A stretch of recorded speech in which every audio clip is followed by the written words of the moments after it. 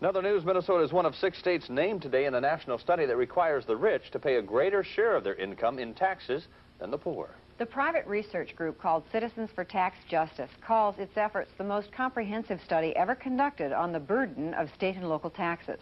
Minnesota officials with the group say the state is worse off than people are being led to believe. They say 80% of Minnesota's families now pay a higher rate of state and local tax than do the state's richest families. State and local taxes.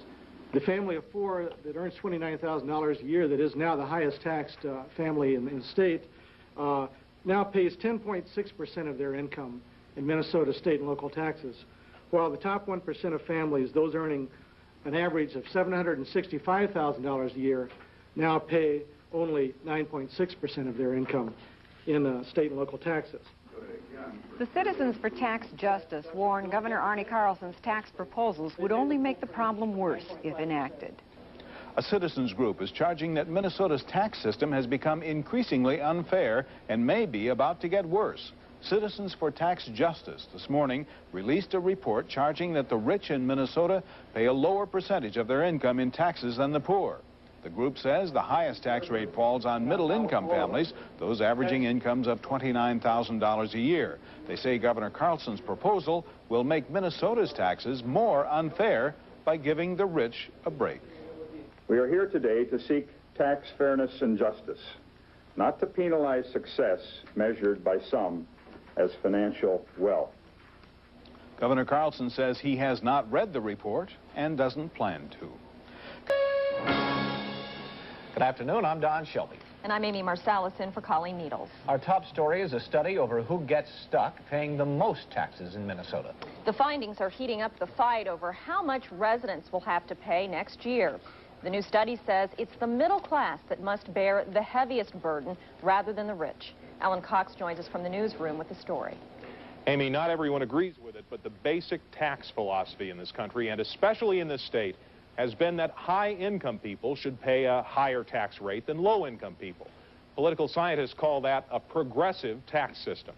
But the study released today by Citizens for Tax Justice says that's not happening in Minnesota.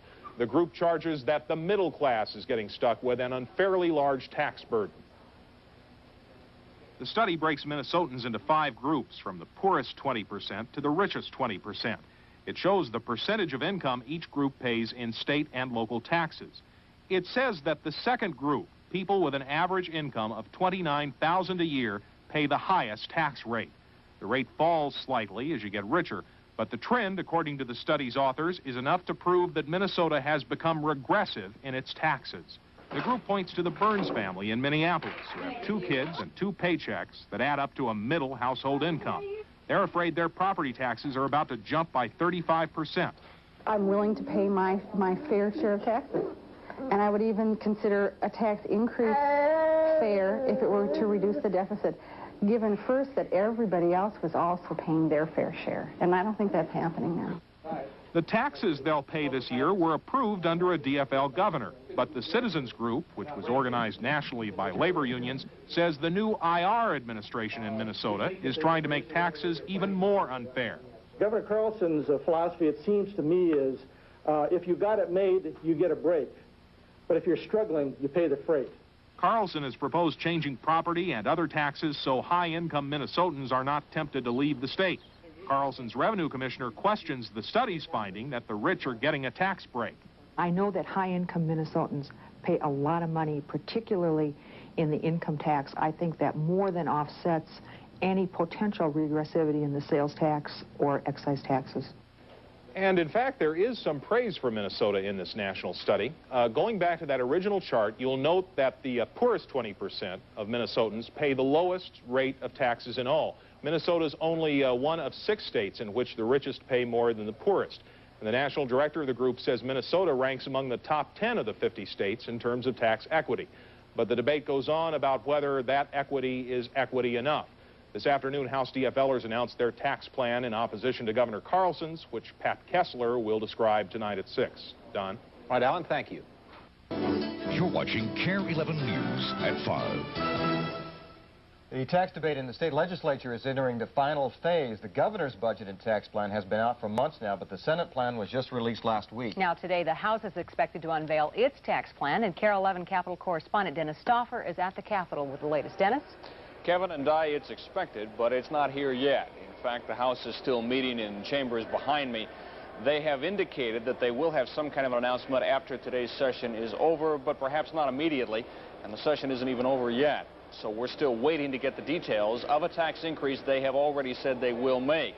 In the meantime, the rhetoric is picking up around here. This morning, an advocacy group, which is closely aligned with DFL lawmakers, unveiled a study which shows that middle-income Minnesotans pay the lion's share of the taxes here, at least figured proportionately. And they say that's unfair. Ann Burns, her husband, and her 2 daughters live in North Minneapolis. Their family income of $37,000 a year puts them at about the highest level of any income group in the state when it comes to paying state and local taxes. And they'd like to see that change. I don't so much feel that I'm paying more than my share, as that I think I don't want to pay any more until the people who aren't paying their share pony up and do.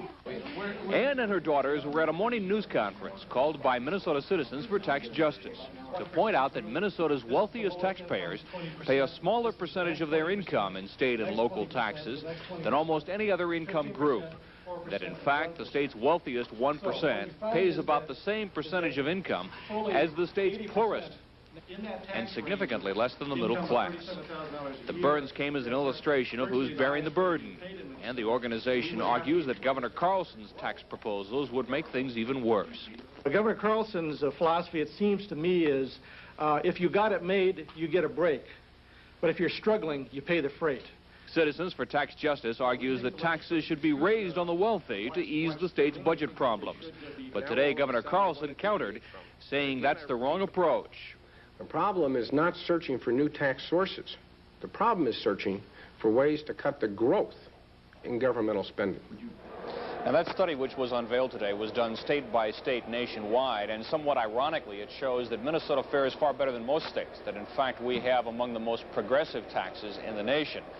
As to exactly what the details are of the House plan, I hope I'll have it for you on KARE 11 News at 6. Otherwise, it'll be later tonight. It depends on when they give it to us. Okay. Kevin, Diana? All right. Thanks, Dennis.